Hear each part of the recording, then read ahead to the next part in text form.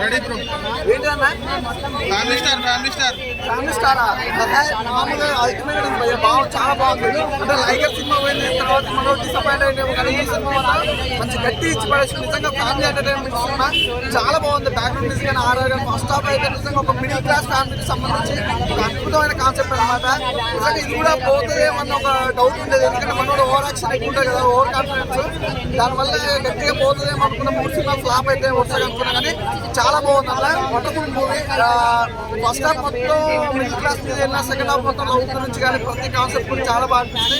అలాగే hero heroine మధ్యలో ఉన్న కాంబినేషన్ మాత్రం నిజంగా చూస్తున్నా కొద్ది చూడాలనిపిస్తుంది. అలాగే సాంగ్స్ కానీ బ్యాక్గ్రౌండ్ మ్యూజిక్ కానీ ఆర్ఆర్ ప్రొడక్షన్ వాల్స్ కూడా చాలా బాగున్నాయి, ప్రతి ఒక్కరు చూడొచ్చు.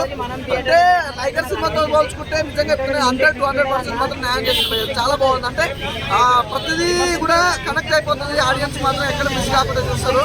సూపర్ చాలా మంచి సినిమా భయ్య.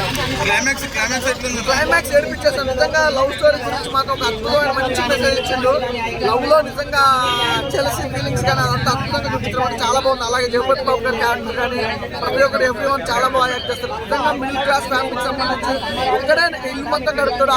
అంటే ఎవడో ఒకడే ఉంటాడు మన ఇంటికి రాజు, ఆ రాజు మొత్తం ఇల్లు మొత్తం నడుపుకుంటూ వస్తాడు. ఈజ్ లీడర్ అనమాట, ఆ లీడరే మన అన్న. చాలా బాగుంది, వండర్ఫుల్ మూవీ భయ్య. రేటింగ్ ఎంత ఇస్తున్నాం? రేటింగ్ 100కి 100 ఇస్తాం భయ్య. మనం అంటే ఒక ఫ్యామిలీ ఎంటర్టైన్మెంట్ మూవీ కదా, 100కి 100 ఇస్తాం.